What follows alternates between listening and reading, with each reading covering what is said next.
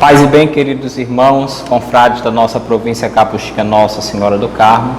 Hoje eu vos apresento o meu artigo sobre a vida, obra e status questiones do Dr. Sutil Beato João dos Escoto, nosso doutor, Dr. Sutil e Mariano, para a nossa Semana Teológica Virtual do ano 2020. Antes de mais nada, venho agradecer as pessoas que me ajudaram neste trabalho, Frei Alexandre Meirelles, toda a parte de filmagem e cinegrafia, também a amiga Isana Passos, que me ajudou no serviço de secretaria e digitação e também de pesquisa do material. Agradeço ao provincial Frei Silvio pela oportunidade, mais uma vez, de participar e contribuir de uma forma acadêmica, intelectual, com a formação dos frades da nossa província, de todos aqueles que tiverem acesso a este material. Agradeço também a alguns frades que me disponibilizaram algum material, Frei João Santiago, Frei José Ribamar Gomes também, de modo especial a todos os que colaboraram. Beato João dos Escotos, status questiones, vida e obra. O que vamos falar? Vamos apresentar o status questiones sobre o Beato dos Escotos, a sua obra na construção do pensamento moderno, a inovação estética assinalada pelo pensador contemporâneo Umberto Eco, e também a crítica atual, presente e deletéria, de grupos conservadores atuais infiltrados no catolicismo. Quanto à sua vida, biografia, nós vamos dar ênfase nela, apesar de ser pouco material somente sobre a biografia deste beato.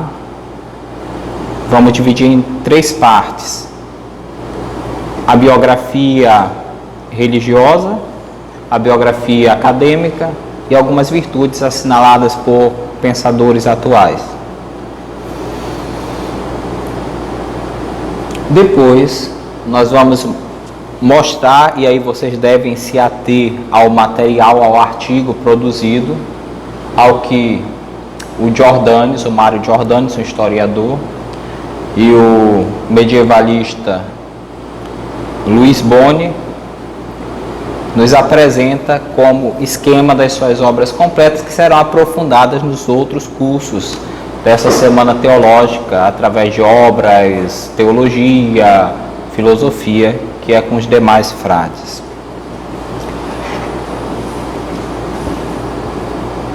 Nós temos um testemunho de um pensador chamado Aluntes, ao escrever a introdução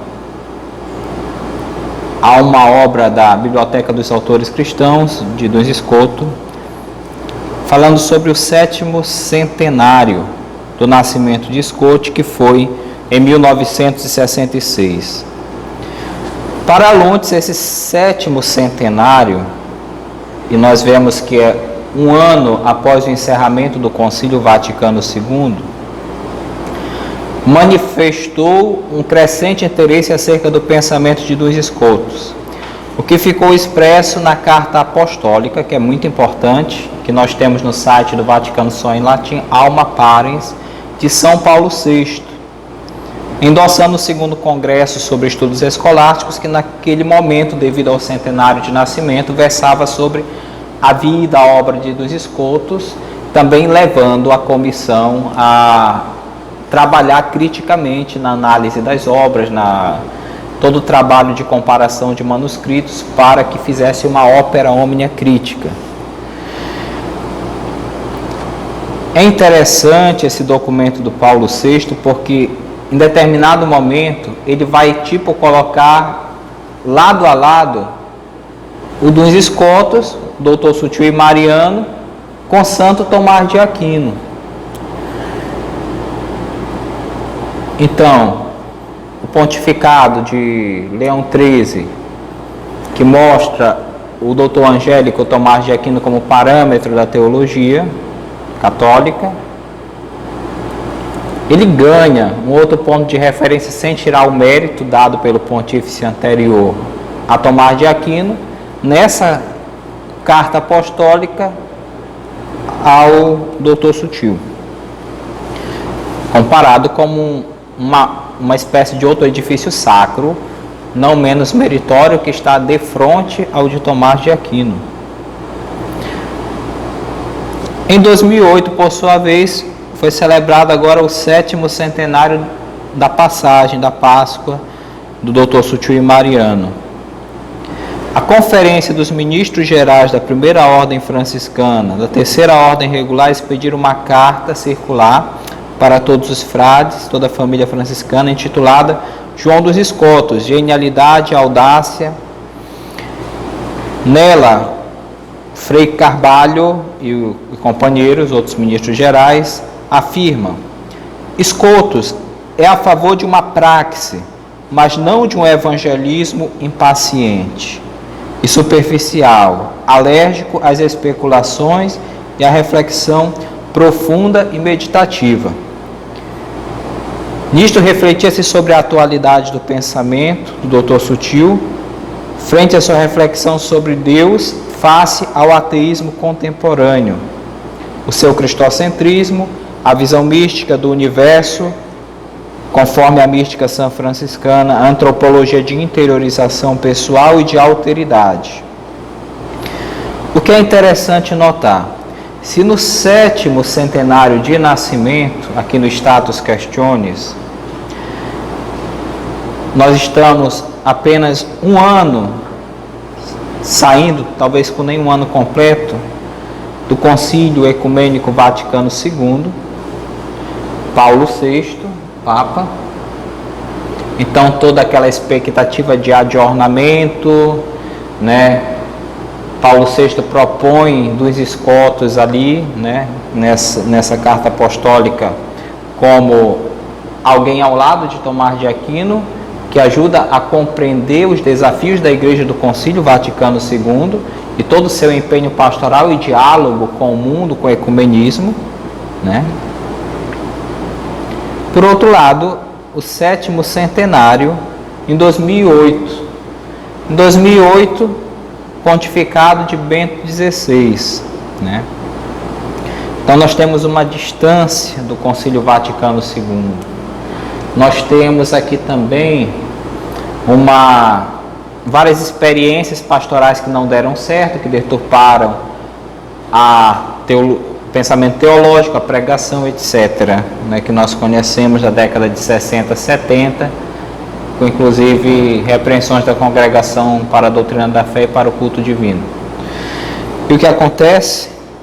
Aqui em 2008 nós temos já uma ênfase, não só no sentido pastoral, mas quando Carvalho e os outros ministros gerais do ano 2008 dizem, vamos ver, Escotos é a favor de uma praxe, porém não de um evangelismo impaciente e superficial. O que nós vemos aqui hermeneuticamente? Uma crítica àquelas experiências pastorais da década de 60, 70, 80, na América Latina, nós sabemos, vocês viveram essa experiência, né? Escotos não está ali para avacalhar com a coisa, né? Ele é um doutor da igreja, e a doutrina dele ajuda a igreja, mas não rompe, não faz ruptura com a tradição. Não é alguém que é inimigo de Santo Tomás de Aquino, mas alguém que não concordou com certas ideias do pensamento tomista, mas justamente não para ser inimigo, mas para aprofundar, para levar o pensamento da ciência, do intelecto, para a prática, para dar um acabamento e aperfeiçoar o pensamento da igreja na Idade Média, como é próprio da mística de São Francisco de Assis. Mais à frente, os ministros gerais vão falar: o princípio teológico de que o amor divino transcendeu o infinito para vincular-se ao finito. Em contrapartida, somente o amor humano da vontade livre poderá transcender o finito para unir-se ao infinito. Então, Esse pensamento da mística de São Boaventura, São João da Cruz, vamos dizer também, da mística franciscana, dos escotos, o próprio São Francisco, é justamente essa contemplação do amor de Deus como desejo e vontade de salvar, de redimir. Aquilo que São João já nos fala, Deus é amor, Deus caritas est.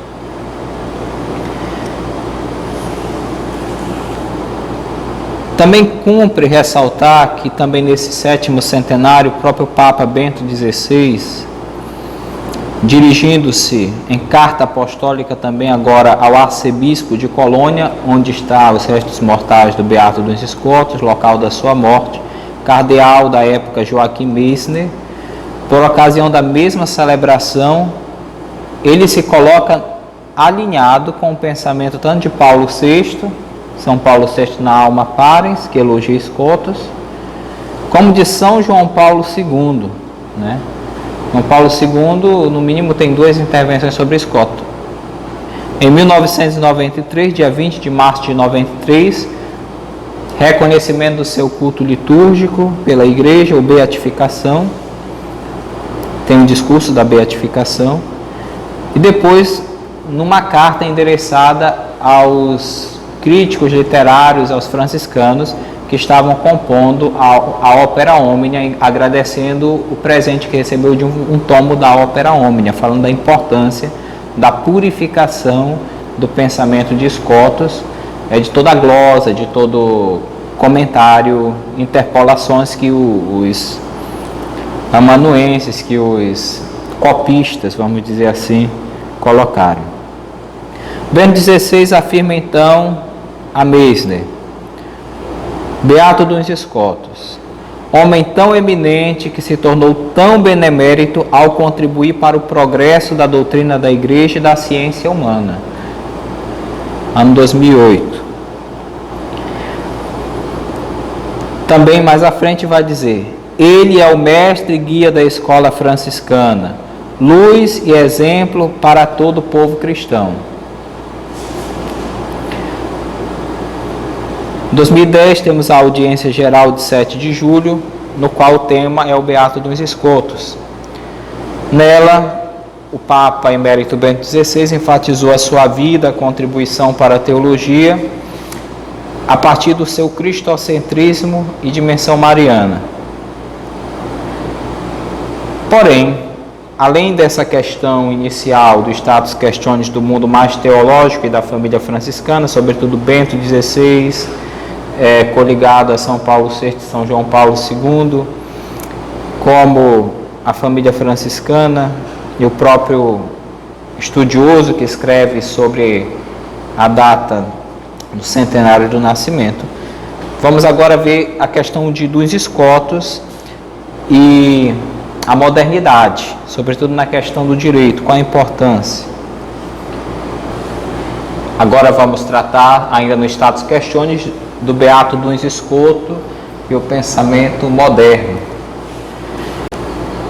Há estudos comprovados sobre a influência da filosofia do Dr. Sutil sobre Charles Sanders Peirce, filósofo americano da semiologia, e o filósofo alemão Martin Heidegger, que inclusive fez a sua tese, acredito que de mestrado, uma tese importante da sua carreira acadêmica, em cima de um escrito de Duns Scotus, que hoje a crítica diz que não era de Duns Scotus.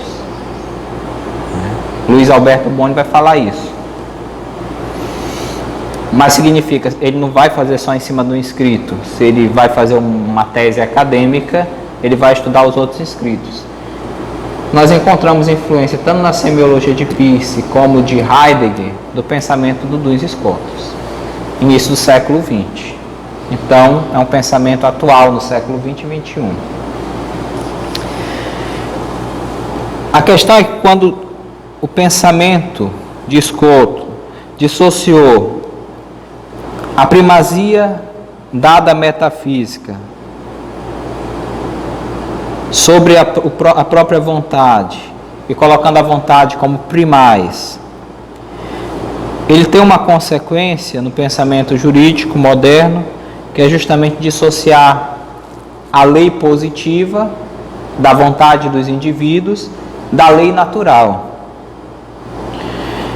Assim, o pensamento moderno, a filosofia, a cultura moderna se desenvolve, estruturada a partir daquilo que Scotus pensou, colocando a primazia na vontade. E nós encontramos isso tanto no desenvolvimento dos sistemas econômicos, jurídicos, políticos. Para um estudioso italiano, Franco Todescan, que escreveu o artigo em 2005, dos Scotus, nele a liberdade exprime a transcendência do ser humano sobre o mundo das criaturas, que é submetido à lógica da necessidade natural. O mundo das criaturas é sujeito à lei natural. Max Scheler vai dizer que é fechado. O ser humano é aberto, né? É mutável, se constrói pela liberdade e o livre-arbítrio, né? O pensamento de Scheler também é influenciado, tem uma influência de dois Scotus na fenomenologia contemporânea. Então, Todescan está dizendo que se só os animais e a natureza são limitados à lei natural e o ser humano é livre, o livre-arbítrio, né, que ele recebe de Agostinho, ele pode se fazer, né, ele tem uma vontade que prevalece, que ele pode obedecer à lei natural ou não obedecê-la, ou ir conforme seu arbítrio. Então, isso dá aso, por exemplo, para o individualismo, né? Nós vamos ver outras questões mais à frente. Todescan, ainda comentando sobre a questão do direito, enfatiza que a partir do pensamento escotista do transcendente, como liberdade divina, que se quisesse poderia determinar como justa outra coisa que não seja compreendida na lei natural, ou seja, para Scotus, a lei natural compreende do 4º mandamento da lei de Deus ao 10º. O primeiro ao 3º, que refere-se à glória de Deus, é imutável, porque parte da própria glorificação de Deus, que quer a sua glória por causa da vontade dele. Agora, a lei natural compreendida na tábua, que se refere à alteridade, ao amor ao próximo, se por vontade de Deus, Deus quisesse dizer mate e a pessoa obedece, então a pessoa não estaria cometendo um ato de injustiça. Por quê? Porque não estaria se contrariando à vontade de Deus, né? A reflexão de Scotus. Então não existe uma necessidade. Deus não é obrigado pela necessidade a impor a lei natural. Na verdade, Deus está fora da lei natural. Deus, porque quis, estabeleceu a lei natural, então é vontade de Deus. Agora a gente vai seguir a lei natural, não no sentido que de Deus se subordina à lei natural, mas no sentido de que Deus, por sua vontade, ele poderia querer outra coisa diferente, mas porque quis, pelo seu amor, pelo seu desejo, pela sua vontade, estabeleceu a lei natural. Agora nós seguimos a lei natural, mas porque ela é assinalada não em si mesma por uma autoridade própria, mas porque a vontade de Deus confere autoridade para ela.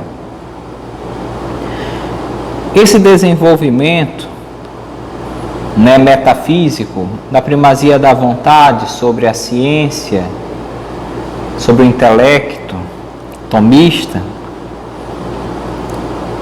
mostra no mundo que o indivíduo que já pode escolher entre pertencer ou não à lei natural, ele tem uma vontade também soberana, o arbítrio.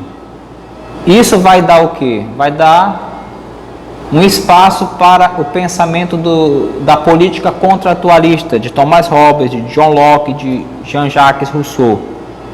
Cada um indivíduo renuncia à sua vontade, faz um pacto social, confere o poder ao soberano, e nós temos o absolutismo, por exemplo, em Hobbes, né? Então, mas o que foi que aconteceu? Foi a natureza que deu ao rei, ao monarca, o poder. Ele é de linhagem divina, mítica, ele tem uma autoridade aristocrática. Não, não mais. Foi o quê? Foi as liberdades individuais que, usando de suas vontades, chegando no denominador comum para usufruir de um bem comum para si e para a comunidade, que resolveram estabelecer o contrato social. Então, na origem do contrato social, todo esse que aponta, por exemplo, a questão da virada metafísica do Beato Duns Scotus. Então, existe uma influência. Não é que o Duns Scotus disse, agora de mal eu vou tirar o cristianismo de cena, acabar com a cristandade, acabar com o tomismo. Não. Ele não viu isso. A filosofia dele, o pensamento dele é levar a ciência à prática. Colocar de fato o conhecimento como servo do amor, da vontade e do desejo. Não ao contrário. Para o historiador Christian Halferick, a inovação de Duns Scotus foi a importância dada à vontade no processo da teoria do conhecimento, pois a vontade faria o sujeito selecionar e eleger dentre diversas imagens do objeto. Nesse sentido, a vontade é livre e, como vontade divina, inteiramente soberana. Assim, para a metafísica ou ontologia, se tornou questionável a existência de conceitos universais, considerados como abstrações puras do pensamento, o que vai exercer influência no pensamento de René Descartes, um pouco, a questão do modernismo, Hume, o empirismo, lembrando que o contexto do Beato Duns Scotus é inglês, da Inglaterra e arredores Escócia, então Hume também entra nesse contexto, mas sobretudo em Kant, o criticismo de Kant, ele bebe da filosofia, da teoria do conhecimento de Duns Scotus. E essa afirmação do Christian Halferick, na História da Filosofia, um livro dele, da Martins Fontes, vai mostrar o quê? Uma certa hermenêutica de abertura para um relativismo, porque dá abertura ao individualismo, porque nós temos ali, Então, uma quebra daquilo que é o conceito de veritas para Tomás de Aquino, que ele recebe do período medieval. A verdade é uma concordância para Tomás e Idade Média do intelecto ao objeto. A verdade é concordância. Então, eu aceito o objeto que está no mundo, a imagem dele vem até mim, e eu, sujeito do conhecimento, recebo aquela imagem. Quando Duns Scotus, no que recebemos do texto de Halferick, diz o seguinte: na verdade, nós temos o sujeito do conhecimento, a pessoa, e nós temos o objeto do conhecimento. Só que, na verdade, não existe só uma imagem, existem várias imagens dependendo da perspectiva do sujeito do conhecimento. E o sujeito do conhecimento vai eleger uma imagem só, perspectivismo, Os críticos vão dizer que Scotus é responsável pelo relativismo moderno. Mas por que Scotus pensa isso? Lembrando que ele parte do voluntarismo, não do intelectualismo. Por quê? Está aqui, o indivíduo escolhe a palavra que deve ser grifada. Então, existe um exercício de vontade do sujeito de vontades. O sujeito intelectual, o sujeito de conhecimento de Tomás de Aquino, que recebe uma imagem de um objeto, ele é visto por Scotus não só como sujeito cognoscente, intelectual, que pode conhecer, mas um sujeito de vontade, o sujeito da vontade, o sujeito do desejo, que é o mesmo. E se a vontade se serve do serviço da ciência, do intelecto, então ele escolhe uma imagem, ele é livre porque ele escolhe a partir dessa perspectiva. Até porque o ser humano não está fechado como os animais e não pode ser compreendido unicamente circunscrito, fechado pela lei natural. E por isso o ser humano é móvel. Então, justamente o voluntarismo do ser humano não circunscrito pela lei natural, ele necessariamente não vai obedecer à lei natural, senão ele não teria liberdade. Ele é chamado porque Deus impôs a lei natural, Deus quis, então se torna norma para o homem religioso. Porém, ele pode pecar, ele pode fazer aquilo que não foi querido por Deus. Ele pode se mover então no mundo, ele pode sair desse ponto de sujeito e pode amanhã estar aqui como ontem esteve acolá. Então, são visões, perspectivas diferentes do objeto ao longo de toda uma história humana. A história do sujeito do conhecimento, que é o sujeito da vontade. E o que é que nós vamos ver? Ele vai escolher uma visão, a mais adequada, né, ao seu espaço-tempo, ao seu mundo, e a gente vê um pouco isso, essa recepção e essa releitura e evolução desse pensamento na filosofia de Martin Heidegger. O existente, presente, lançado no mundo.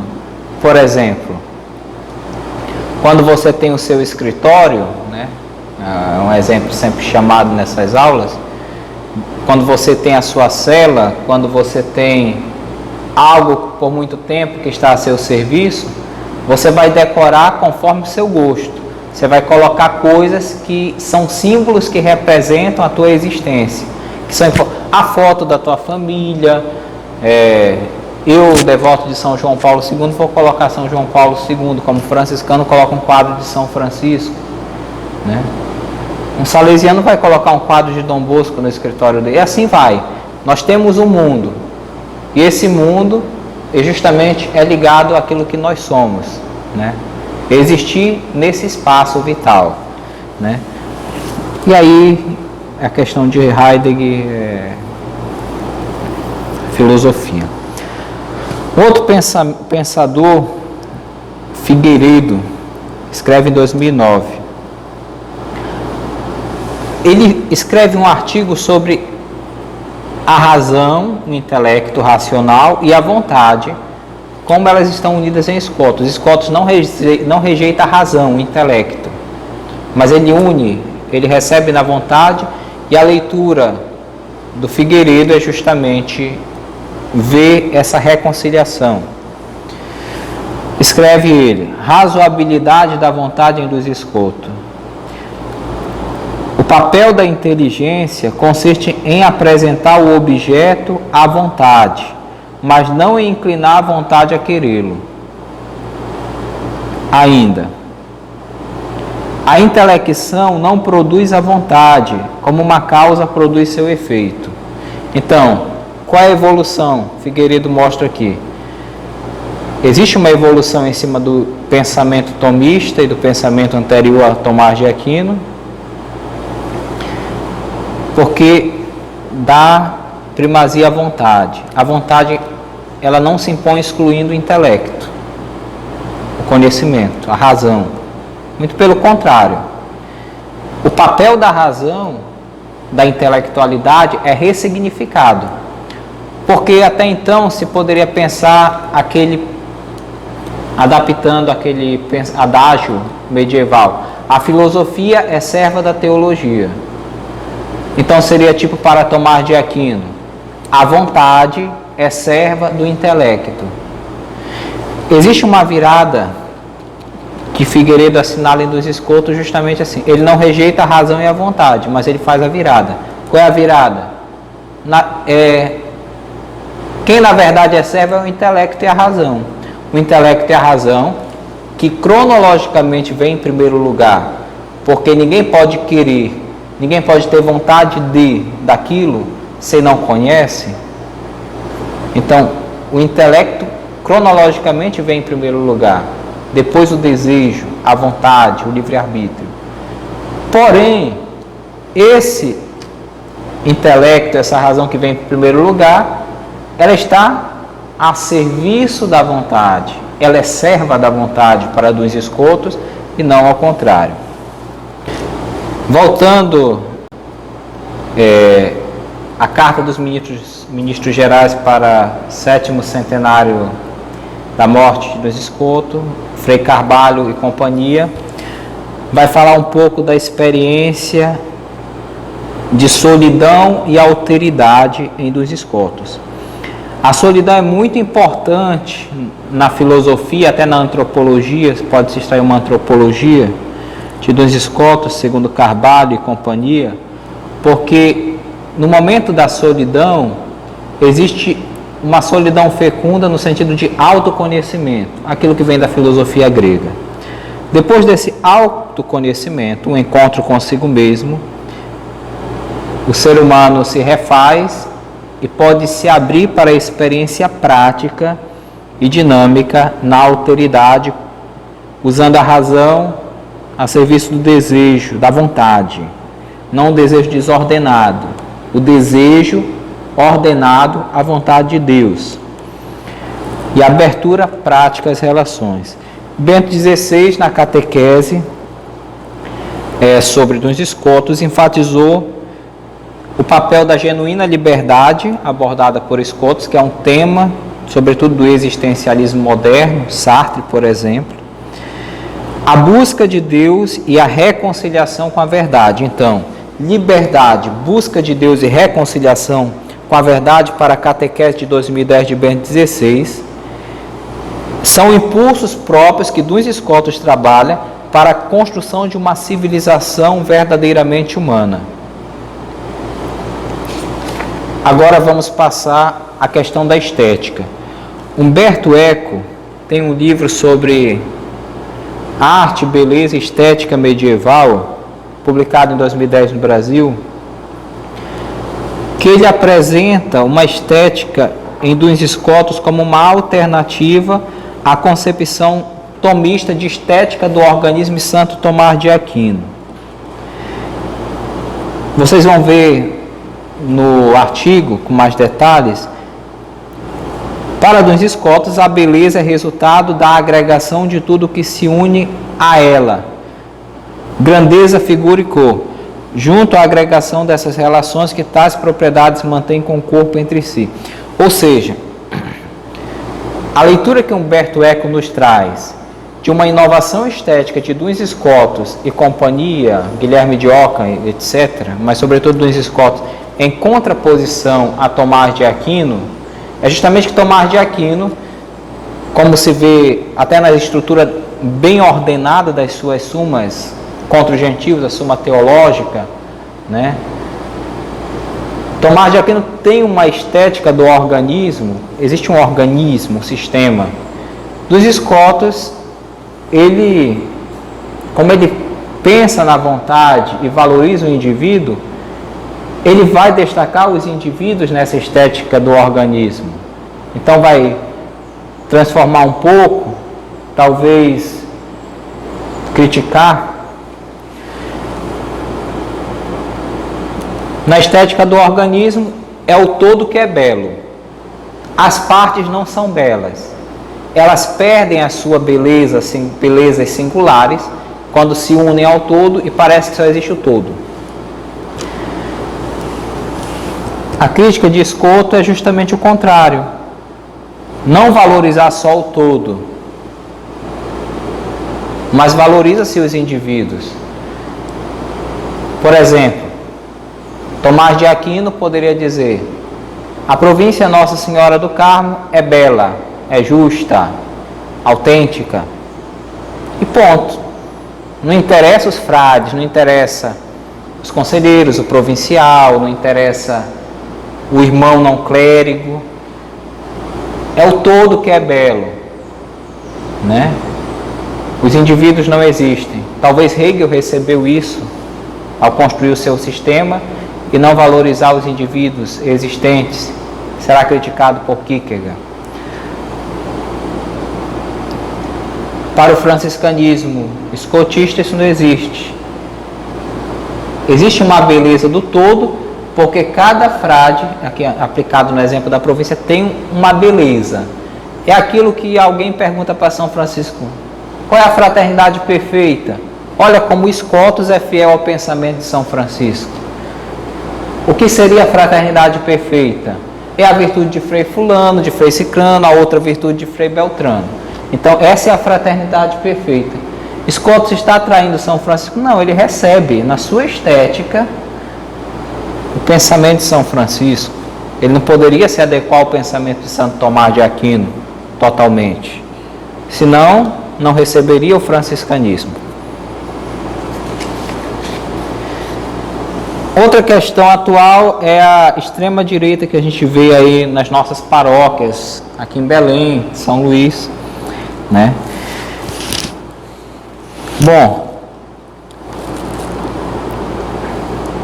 nós sabemos que pela inovação e pelo aperfeiçoamento filosófico e teológico da doutrina dos Scotus, ele se colocou numa situação meio oposta, diametralmente oposta, Matos vai dizer aqui, na citação, a de Santo Tomás de Aquino.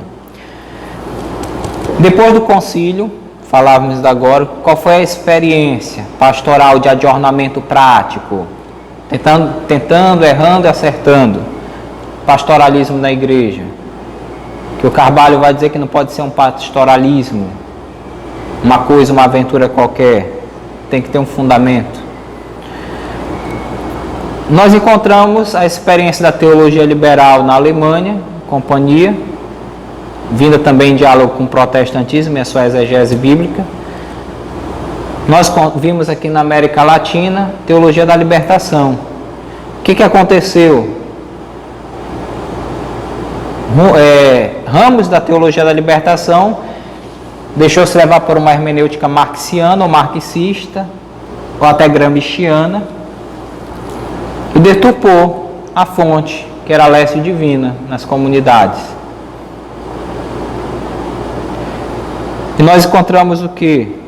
Uma pregação de padres, ou até uma catequese de leigos e irmãs, não alinhada com a doutrina tradicional da igreja, mas de ruptura. A CRB tinha essa linguagem de ruptura, não sei se ainda tem, até eu acho que 10 anos atrás, a ruptura, fazer ruptura. Não é a hermenêutica da ruptura, Bento XVI nos ensina, mas da continuidade. Né? E o que mais? Liturgia. Cada um faz a sua liturgia. Absurdos litúrgicos. Não se segue a liturgia latina, a liturgia romana, mas se inventa uma liturgia enculturada que não tem nada de enculturação. Né? Porque se perde a fonte. No momento que a teologia da libertação deixou a lécio divina de lado, a leitura orante, os círculos bíblicos nas comunidades, e passou para os sindicatos, a questão política, a hermenêutica política marxiana, petista, o que acontece? Não se bebe mais da fonte da palavra, a fonte pura da palavra de Deus, mas se bebe da fonte deturpada e ateia de Marx e seus intérpretes. E aí o que resulta? Uma liturgia avacalhada, sem a presença de Deus, a presença muito do ser humano, uma pregação politizada, que não fala mais da Escritura, né? E que bebe também, se justificando da dilapidação da Escritura que faz a hermenêutica, a exegese liberal, protestante, né? Antes de Calbart. E também a vida moral. Né? Existe justificativa para uma vida moral que não é a vida moral pregada pela tradição, pelo magistério da igreja e pela Escritura. Há o importante, é o pecado social. O pecado pessoal, isso não é importante. Né? Então, depois temos, na década de 90, o movimento pentecostal, foi de origem protestante, né, que ganhou corpo no Brasil, da renovação católica carismática. Hoje temos vários movimentos filhos disso.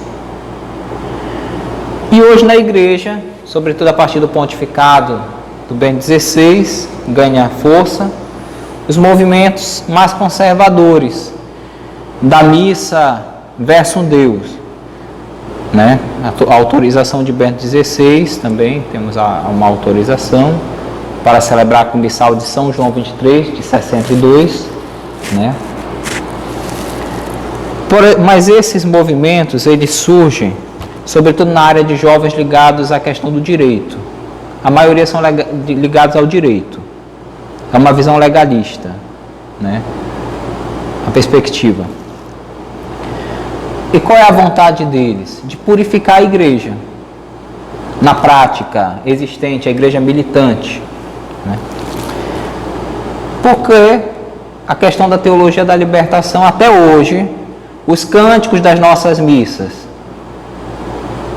os senhores já pararam para ouvir, até hoje os cantores cantam cânticos compostos na época da teologia da década de 60, e eles nem sabem o que estão falando. Javé, o Deus dos pobres, o Deus libertador. Não é que eu tenho nada contra o cântico, mas a pessoa sempre foi acostumada a cantar, sempre ouviu desde a infância, e hoje repete, por exemplo, mas não sabe a origem, a ideologia por trás do cântico. Pode ser até litúrgico e bonito, assim como também os cânticos do Shalom e de outras comunidades tem uma ideologia por trás, uma finalidade, um propósito, uma espiritualidade. Então, justamente, até hoje nós sentimos os efeitos desse movimento. Então, a intenção desses grupos é boa porque querem purificar a igreja. O que é que eles fazem? Eles vão se agarrar com o quê? Com a Suma Teológica e a Suma contra os gentios e todos os escritos de Santo Tomás de Aquino. O tomismo. Talvez um pseudo-tomismo, porque muitos desses jovens nem leem Santo Tomás. Eu não digo que eles não tentam, eles tentam.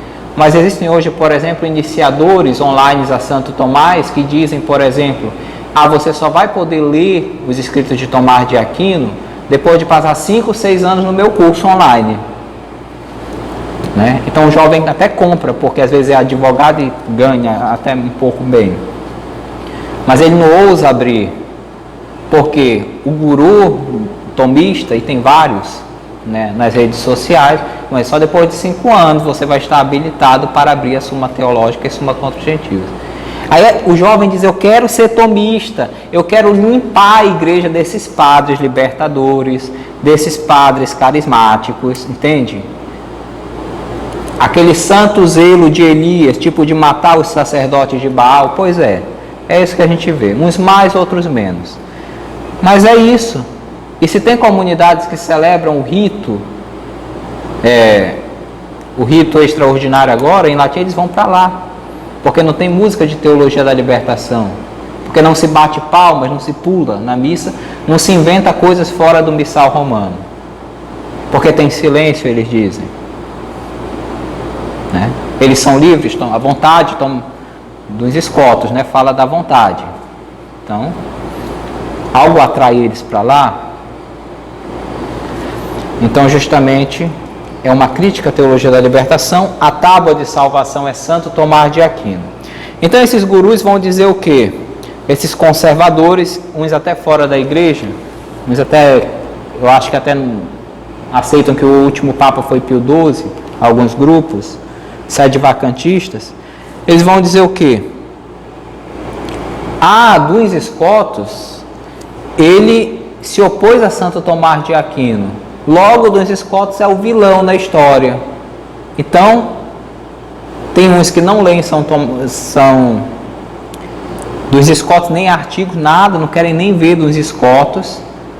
Eu gosto de Padre Pio, mas eu não gosto de São Francisco de Assis, talvez de São Boaventura, Santo Antônio. Mas Duns Scotus eu não quero nem ver, porque ele é pai do modernismo, do indivíduo, de todo o mal da sociedade moderna.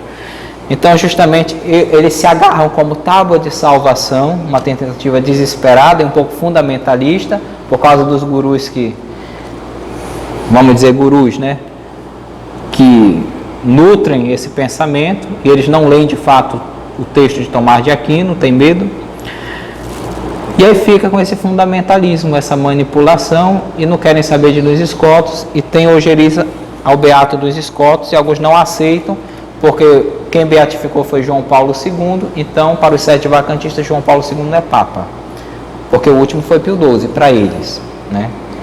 Alguns ficam em silêncio, porque reconhecem que João Paulo II é Papa, e Francisco é Papa, Então eles não gostam de dos escotos, mas ficam em silêncio. De dos escotos, na verdade, eles só gostam da piedade franciscana e do dogma da Imaculada Conceição.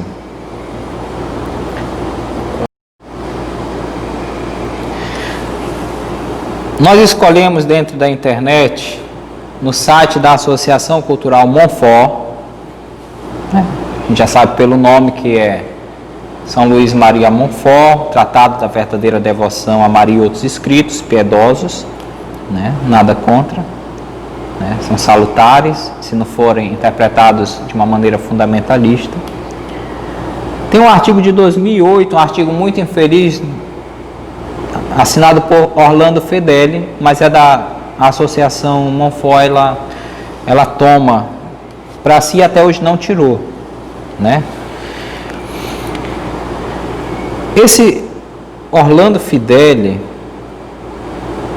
quando ele publica pela Montfort esse artigo, pode ser até que ele tenha escrito antes a Montfort, mas a Associação Cultural Montfort ignora a carta apostólica de Bento XVI ao cardeal de Colônia, o Meissner, na qual ele elogia, a gente já se referiu, o Beato dos Escotos, 7º centenário da morte. Então, o calcanhar de Aquiles é justamente isso, que ele quer chamar Bento XVI, a partir da aula na Alemanha de Regensburg, a aula magna, que me parece que foi essa que causou polêmica com o mundo islâmico, em 2006, né, que ele fala um pouco, cita uma vez dos escotos. Então, qual é a impressão que o Fedeli e o movimento Montfort dá nesse artigo? Né? A fonte originária de todo o mal na filosofia após Santo Tomás de Aquino, e aqui ele até desliza porque é um pouco ambíguo, né? O mal na filosofia após Santo Tomás de Aquino, então é ambíguo, porque parece que alguém poderia ver, então existia um mal em Santo Tomás, mas ele quer defender Santo Tomás aqui. É o Beato dos Escotos.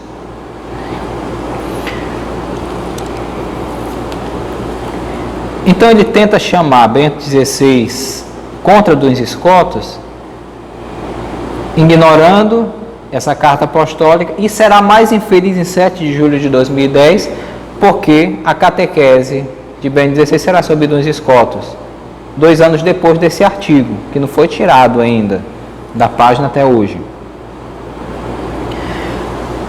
O Fedeli, numa tentativa de apontar Santo Tomás como o correto, a verdade encarnada, e o Beato dos Escotos como o errado, como o erro, a semente do erro, o pensamento do mal, ele vai tentando mostrar em vários pontos, o Escoto escreve isso, ele está errado. Tomás é certo porque na Suma ele vai contrapondo. Na Suma escreve isso aqui. Então é uma tentativa desesperada de mostrar que São Tomás é a verdade fechada, encarnada, e o dos Escotos é alguém que não tem mérito nenhum. É a encarnação do mal. Você vê que é uma coisa desesperada que o cara tenta nesse artigo, a pessoa tenta. Fonte do relativismo, do voluntarismo, né? É um tom muito arrogante e muito passional que esse articulista usa. No final, né, ele diz assim mesmo, a partir de Gênesis 3, para arrematar o artigo. Compara o doutor Sutil, por causa da recepção da doutrina da patrística grega da divinização, no Sutil, com a serpente que diz para Adão e Eva, sereis como deuses, Gênesis 3. Aí, o arremate mais arrogante é esse. Não sem razão, Deus fez a serpente ter uma língua bífida, partida. Sutil. Entende? Então, o demônio é o doutor Sutil para eles, para Fedeli 2008. Está nas referências. Nós encontramos outro tradicionalista, porém mais elegante, na verdade, quase não tem elegância o Fedeli, acadêmico, que tem uma certa postura, que é o Sidney Silveira, na introdução da tradução do Carlos Noguet, do Tratado do Primeiro Princípio pelas Realizações. ano 2015. Ele apresenta o Duns Scotus como um filósofo de ruptura, a leitura dele, e mostra as raízes do subjetivismo moderno, mas ele coloca muito delicadamente, provavelmente sem querer, neste piedoso frade franciscano. Olha a diferença para o artigo anterior, né? Ele reconhece a beatitude e a virtude de Scotus, não demoniza Scotus. Várias teses teológicas escotistas, se forem levadas às últimas consequências, simplesmente derrogam a fé católica.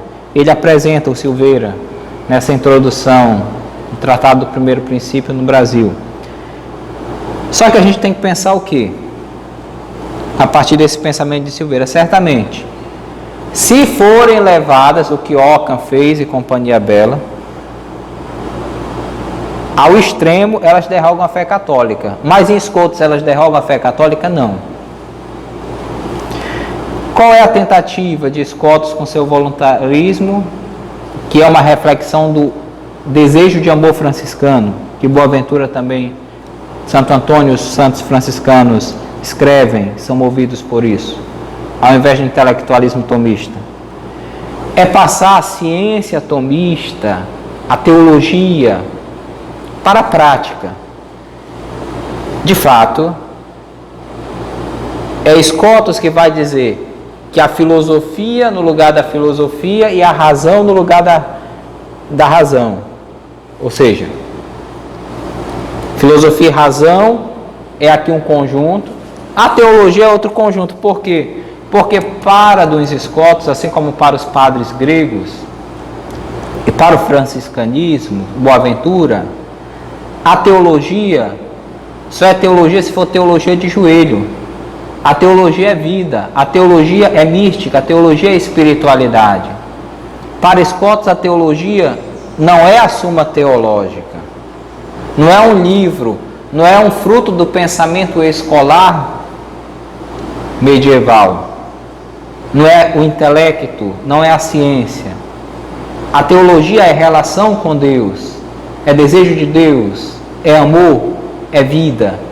Então, está justificado porque Scotus coloca a teologia num conjunto que não é o da filosofia.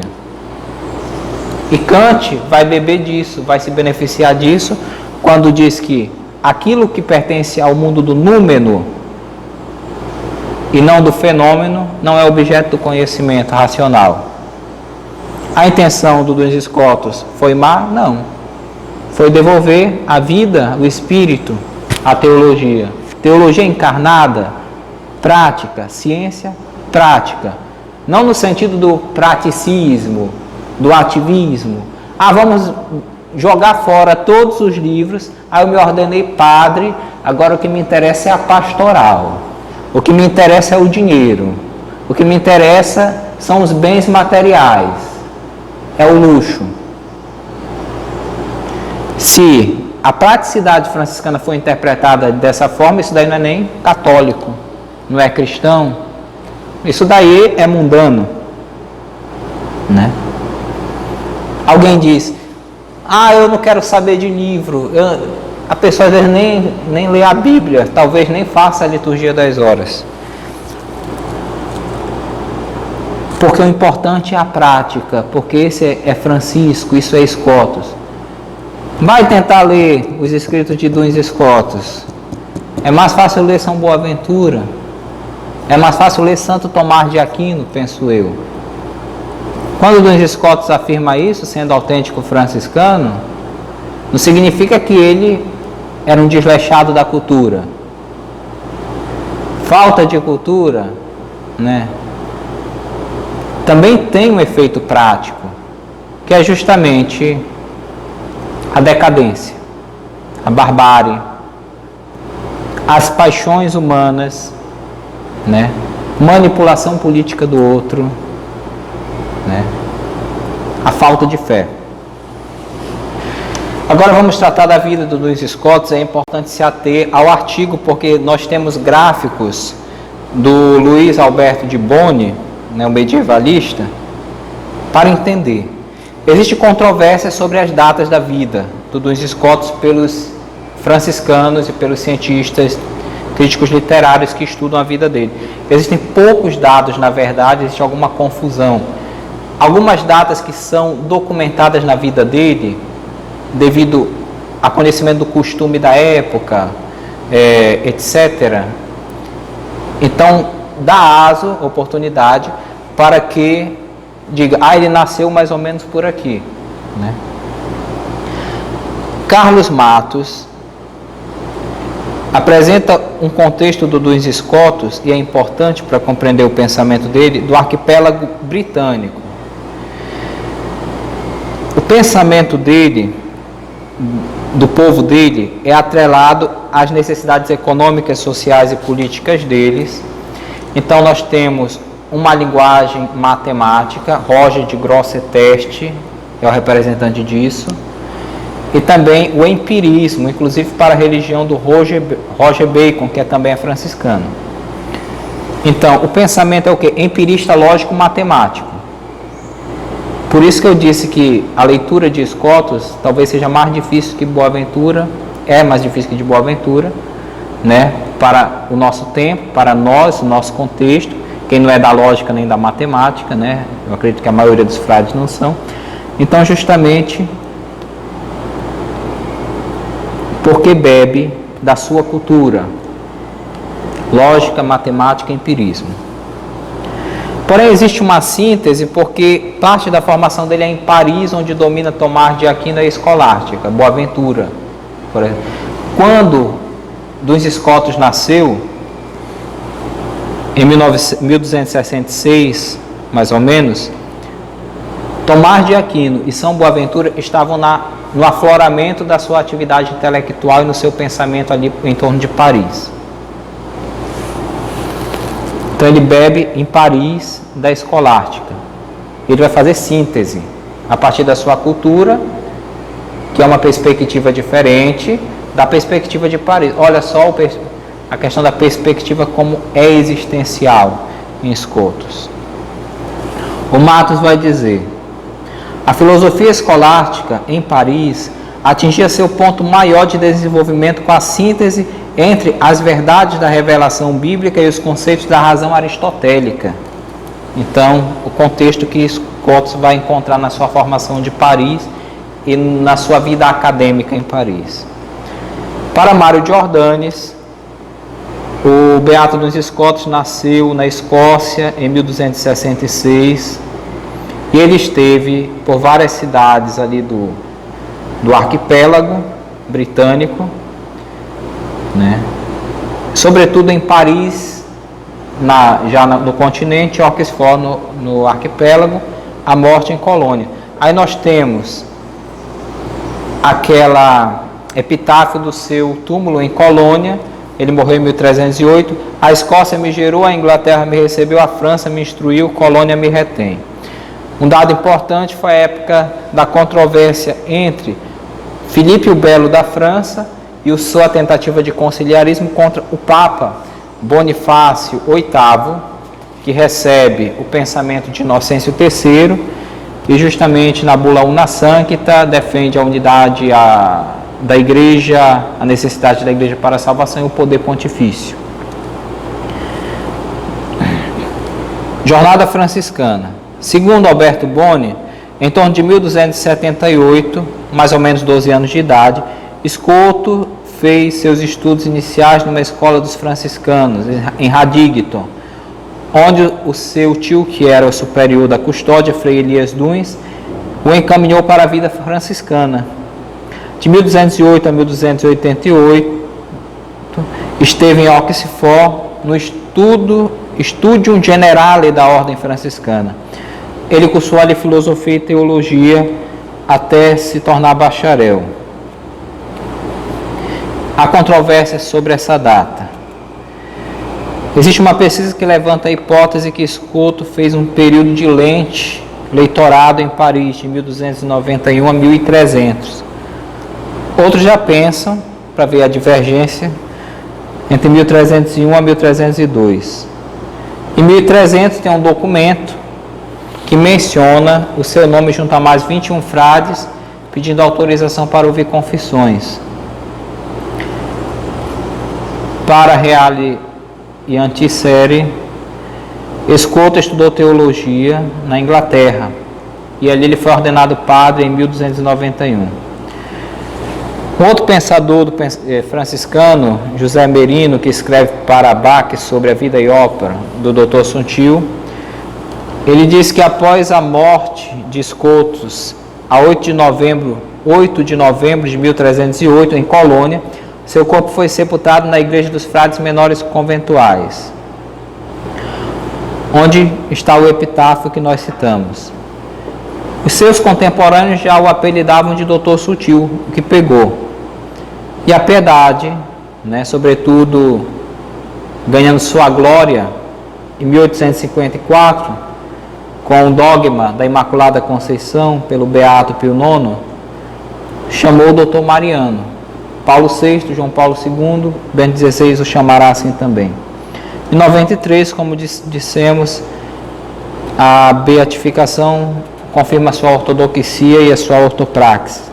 Jornada intelectual, segundo Reale e Antissérie, Scoto recebeu na Universidade de Oxford, na trilha da cultura própria empirista, lógica, matemática britânica, uma rigorosa concepção do método demonstrativo, o método dele vem de lá.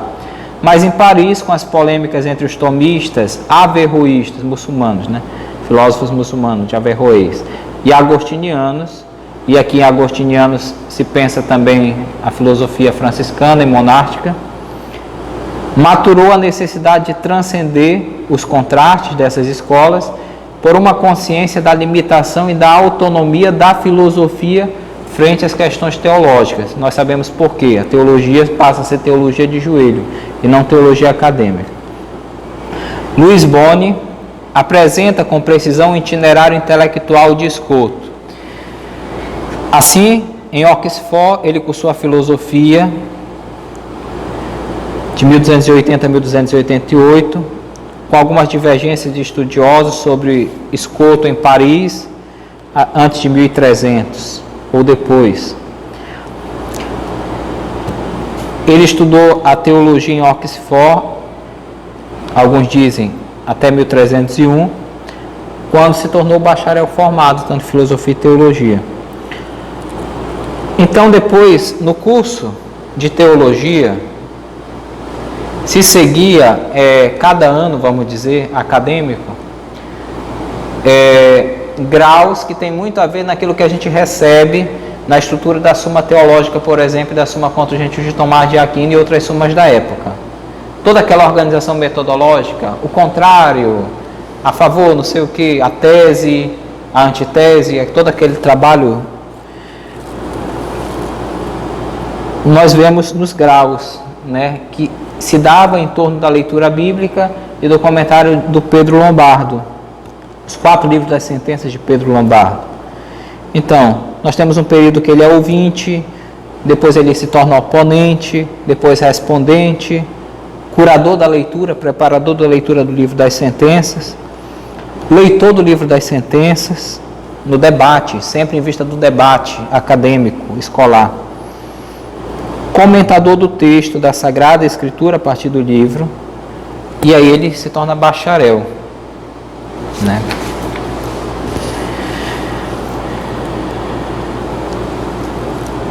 Em 1302, Scoto se encontra já em Paris, formado, padre, para comentar as sentenças, talvez cumprindo ainda um estágio acadêmico, segundo alguns autores. Em 1303, Scoto encontra um problema em Paris, que é justamente a questão do Filipe IV, rei de França, o chamado Belo, contra o Papa Bonifácio VIII, e ele, junto a 86 confrades franciscanos, não assinam o documento do rei Filipe IV contra o Papa. Ele fica a favor do Papa. Então, justamente, eles recebem do rei Filipe 3 dias para arrumarem as malas e saírem. No caso, ele vai voltar para o território da Inglaterra, Cambridge. Em 1303, 1304, se fala de ano acadêmico europeu. Com o falecimento do mestre inglês Roger Marston, franciscano, os superiores franciscanos enviaram para lhe suceder o recém-formado que voltava de Paris, né, exilado, Scoto, que começa sua carreira acadêmica na Inglaterra. Em 1304 nós temos a morte de Bonifácio VIII, Papa, eleição do novo Papa Bento XI, e depois uma diplomacia, um pacto de paz entre o rei Filipe IV e o Papa. Então todos aqueles exilados voltam para Paris, Scoto retorna para Paris, né? Em 18 de novembro de 1304. O ministro-geral franciscano da época, Frei Gonçalo de Espanha, que foi professor de Duns Scotus, ele manda uma carta para o provincial de Paris, dizendo para ele indicar precisamente dos frades Duns Scotus para a cátedra franciscana na Universidade de Paris, né? E os estudiosos dizem que, na verdade, naquela época não era usual um superior franciscano tecer elogios para um frade, sobretudo um frade que estava iniciando a carreira. Apenas aconteceu com o ministro-geral Frei João de Parma, já cansado e com a questão do Joaquim da Fiore, os frades espirituais e tudo mais, que indicou elogiosamente São Boaventura. Só aqui nos Scotus acontece, e nós vemos aqui o texto no artigo em latim, original e a tradução de Boni. Propõe a vossa indicação o padre João Scoto, dileto em Cristo, de cuja vida irrepreensível, a ciência excelente, a inteligência sutilíssima e outras insígnias qualidades, estou perfeitamente informado, em parte por longa convivência, em parte de fama divulgada por todo lugar, propondo para a cátedra, e ele vai assumir a cátedra. No período que ele assume a cátedra em Paris, dos franciscanos, o que acontece? A produção dele, ele tem muito trabalho acadêmico, né, para organizar também a dimensão escolar, mas é aí que ele vai produzir a grande parte das obras filosóficas teológicas. Questões codilibetais, que ocorria no Advento, ou na Quaresma, que parava toda Paris. Era um debate escolástico aberto ao público. Então, o de Duns Scotus aconteceu no ano acadêmico 1305-1306, é traduzido mais próximo de nós pela Biblioteca dos Autores Cristãos em espanhol, texto bilíngue.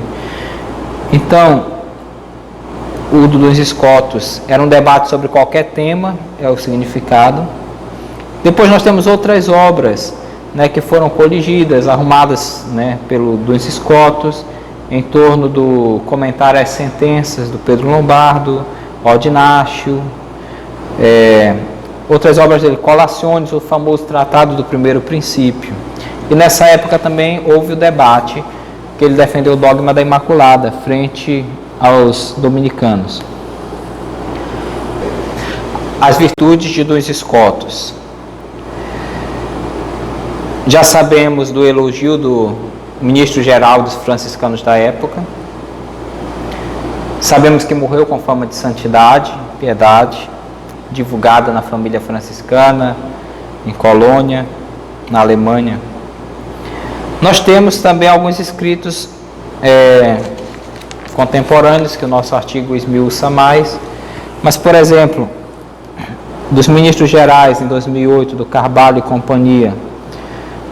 O doutor Sutil é um franciscano santo e mestre audaz, original e criador da cultura em resposta aos desafios do seu tempo. É um filho fiel de São Francisco, conseguiu encarnar o Evangelho e está atento às realidades socioculturais da sua época, as quais jamais se eximiu e pelas quais ofereceu a sua contribuição a partir das propostas filosófico-teológicas da época.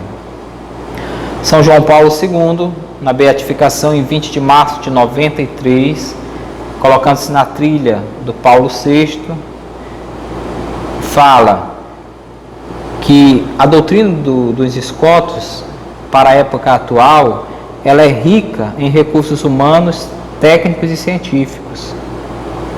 A agudeza do seu gênio e a capacidade extraordinária de penetração no mistério de Deus, bem como sua força de persuasão e sua própria santidade, ajuda a Igreja no mundo contemporâneo, sobretudo com o desafio do ateísmo e a questão da crise do sentido da existência.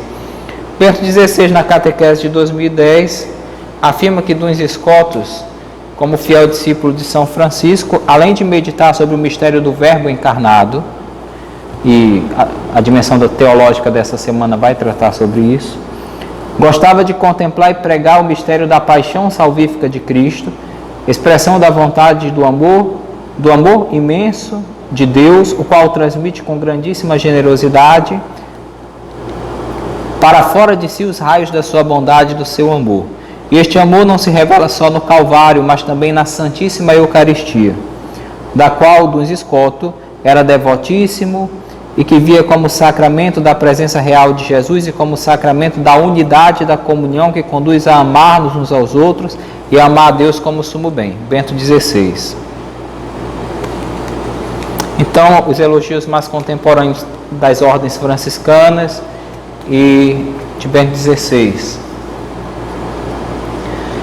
Luiz Boni e Mário Giordani, sobretudo Luiz Boni, no artigo que está na referência, ele traça as principais obras de Duns Scotus, sobretudo o Luiz Boni ele aborda muito essa questão da crítica literária e os desafios para purificar a obra das anotações, de coisas que não fazem parte da pureza original do texto, para a edição crítica da Opera Omnia. O Mário Giordani, ele fala de maneira direta algumas obras principais. Opus Oxoniense ou Ordinácio, em vista do comentário às sentenças de Pedro Lombardo, porque feita em Oxford. Depois, Repotata de Paris, Parisiensia, ou Opus Parisiense, porque feita em Paris também, organizando os trabalhos em torno do comentário às sentenças. Depois, De Primo Principio, Questões Quod Libertalis, Questões em Metafísica, 9 livros autênticos. O Boni, mais atual, o texto de 2008, ele esmiuça mais as obras, ele divide em algumas categorias as obras de Duns Scotus, acompanhando os especialistas e os frades que trabalhavam na Opera Omnia Crítica. Primeira classe, comentário aos textos filosóficos. Segunda classe, em torno das sentenças de Pedro Lombardo, Lectura Ordinatio Reportatio. Depois, terceira classe, Additiones Magnae. Quarta classe, Questões Quod Libertalis. Quinta, De Primo Principio. Sexta, Theoremata. Sétima, Colaciones. Oitava, Debates Acadêmicos. Vamos ver rapidamente, está tudo no artigo. Os comentários aos textos filosóficos. Questões sobre os livros Isagoguei de Porfírio, é uma obra de lógica. Questões sobre os predicamentos de Aristóteles, obra lógica. Questões sobre o primeiro livro Peri Hermeneias, em torno da hermenêutica, de Aristóteles, e questões sobre os 2 livros também em torno da hermenêutica, Peri Hermeneias, de Aristóteles. Ainda, questões sobre o livro dos elencos de Aristóteles, questões sobre os livros de metafísica de Aristóteles, questões sobre o segundo e terceiro de Anima de Aristóteles. Essas são as obras, comentários a obras filosóficas. Leitura Ordinatio Reportatio. Tem vários manuscritos, eles têm que comparar. O que era a leitura? É em torno sempre dos 4 livros da sentença de Pedro Lombardo. São 3 estágios. Leitura. Trata-se de uma primeira redação elaborada pelo bacharel para apresentar a aula. Ordenação. Consistia no texto final que o bacharel entregava aos livreiros que deveriam confeccionar as cópias. Reportácio ou reportagem é a coleção das notas tomadas pelos alunos da explicação e do texto do comentário às sentenças. Então, são 3 níveis de textos dos 4 livros dos comentários às sentenças de Pedro Lombardo. As adições magnas, maiores, em si, eles dizem que é uma obra hipotética porque são adendos ao livro 1º e 2º da Ordinácio do próprio Duns Scotus. As questões quid libertalis que eu já falei, que era uma questão sobre qualquer tema e cada mestre deveria escolher um advento ou uma quaresma em Paris para defender, Scoto defendeu, né? Então é uma espécie de mini suma, mas sobre as questões pertinentes, né? Entre 1306 e 1307 em Paris. De primo princípio, tratado do primeiro princípio, que nós temos a tradução de 2015, bilíngue, em português é a obra mais famosa. É a primeira obra dos séculos 13 e 14 que se dedicam propriamente à questão da existência de Deus e os atributos de Deus. Teoremata, pequenos tratados colecionados, está como obra incompleta, na qual Scoto refere de modo sucinto os temas tratados nas grandes obras. Colaciones, 43 pequenos tratados, 24 feitos em Oxford, 19 em Paris, com 8 manuscritos sobre diversos temas. Debates acadêmicos que foram transcritos, com alguns franciscanos e um dominicano.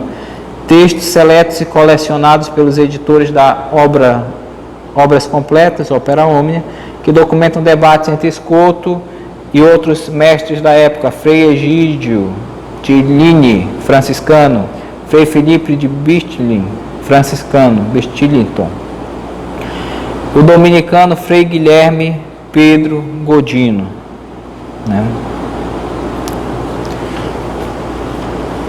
Então, basicamente, é isso.